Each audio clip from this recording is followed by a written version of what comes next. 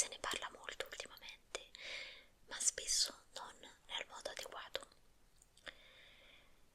Io ho cominciato a soffrire di attacchi di panico attorno ai 15 anni, ma nessuno è stato in grado di spiegarmi di cosa si trattasse.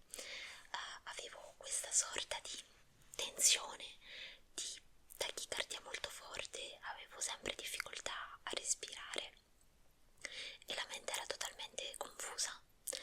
Avevo pensieri che probabilmente ora come ora verrebbero considerati, ok, non posso dire quella parola, però avete capito un po' quando sei a quel punto della tua vita in cui decidi che è ora di finirla qua. Inizialmente mi è stato detto che questa mia situazione potesse dipendere da una mancanza di fede, di religione nella mia vita, e quindi io ho colto il consiglio e la prima cosa che ho fatto, dato che il mio medico non è stato in grado di spiegarmi che quello che mi stava succedendo era qualcosa di totalmente naturale, sono andata a chiedere consiglio al mio parroco. Sì, lo so, questo è ironico, cioè all'epoca non era ironico per niente, però fortunatamente adesso sono più grande e ve ne posso parlare diversamente, posso riderci su. Pensavo davvero che questa mia carenza di tutto questo enorme vuoto interiore dipendesse esclusivamente da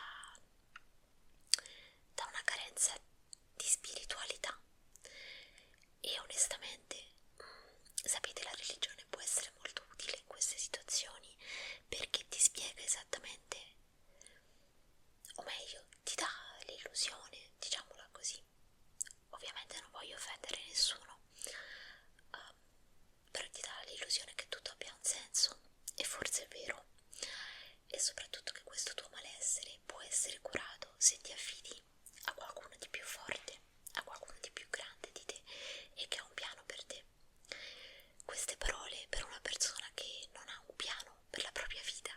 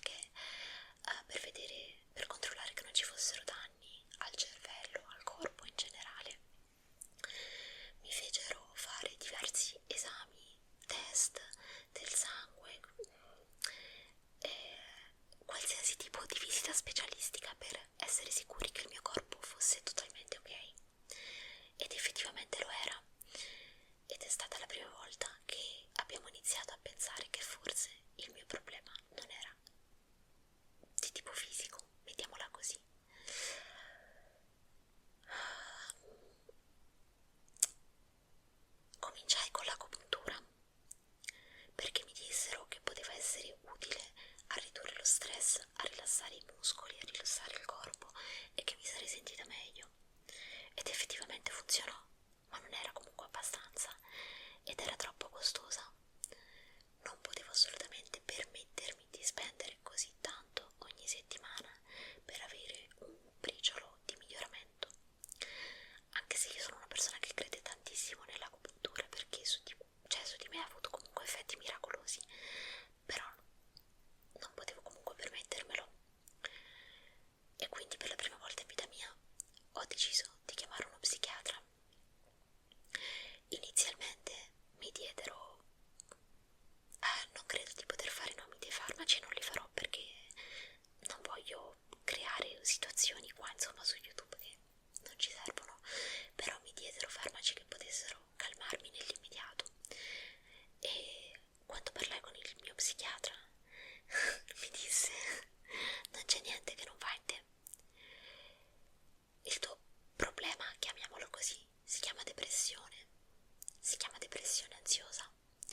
Questo vuol dire che, a differenza di persone che hanno un altro tipo di depressione, anziché essere il tipo di persona che chiude tutte le finestre e si rintana nel letto e non riesce a fare nulla, non trova più nessuno stimolo in nulla, tu hai una reazione contraria, per cui cerchi di fare tantissimo per calmare, per placare tutta questa agitazione all'interno della tua mente e del tuo corpo. Iniziai quindi con una prescrizione, iniziai a prendere farmaci a lungo termine e la situazione migliorò tantissimo, tant'è vero che per diversi anni non sentii l'esigenza di parlare di questa situazione con nessuno, mi sembrava che tutto fosse effettivamente risolto.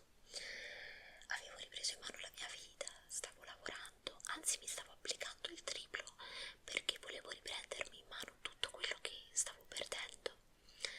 Quindi lavoravo tantissime ore al giorno e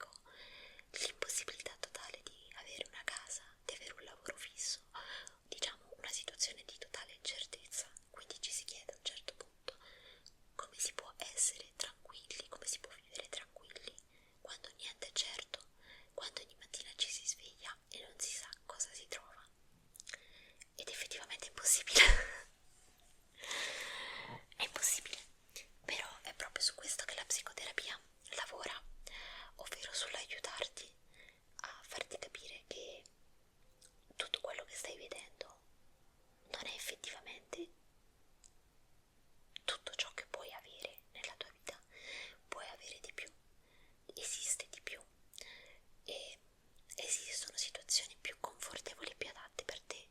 Il problema è che in questo momento sei malato e non le vedi, ma puoi vederle.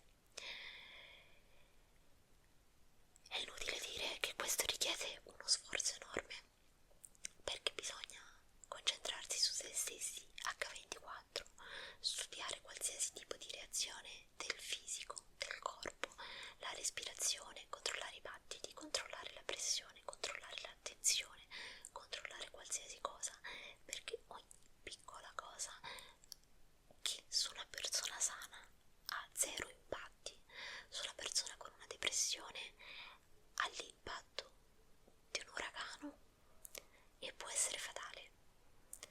E sono seria quando dico fatale, perché sappiamo quante persone si tolgono la vita perché non sanno come gestire un disturbo simile o altri disturbi simili. È un percorso lungo. Io sono in terapia da più di 4 anni e ancora c'è tantissimo da imparare, ma la crescita è stata fondamentale, è stata enorme, la sofferenza che ha richiesto è stata tantissima, l'impegno costante, probabilmente l'impegno che sto applicando su me stessa e sulla mia condizione è ancora più grande dell'impegno che metto su qualsiasi altra sfera della mia vita, non solo perché voglio sopravvivere, ma perché voglio diventare una persona migliore e perché so che qua dentro ci sono gli strumenti per esserlo, per me e per le persone che voglio avere vicino nella mia vita, e perché quella piccola parte di orgoglio che in me non sopporta di vedermi cadere lo può sopportare ogni tanto, ma non sempre, e c'è una necessità di trovare una forza interiore che effettivamente permetta di andare avanti e di non aver paura. La paura è il motore più forte che tu possa avere e allo stesso tempo è anche il più distruttivo. Quindi ora ti lascio, vi lascio con questa considerazione. È importante sapere che la paura può essere utilizzata come una spinta, come qualcosa che ti dice stai tralasciando qualcosa, puoi fare di più, puoi fare meglio, puoi essere più attenta, puoi investire meno energie ed ottenere un risultato migliore. Ora io non so quante persone guarderanno questo video e si ritroveranno nelle cose che ho detto. Ci sarebbe tantissimo da dire, ma non credo che qualcuno guarderà mai un video troppo lungo. Quindi se siete interessati all'argomento fatemelo sapere, perché possiamo parlarne in un secondo video. Altrimenti, in ogni caso, mi farebbe piacere se mi scriveste la vostra esperienza, la vostra impressione qua sotto nei commenti, perché è importante, lo dico sempre, sapere di non essere da soli in queste situazioni. Ci si può scambiare consigli, ci si può sentire un pochino più forti, un pochino più ascoltati, si può creare una comunità in un certo senso.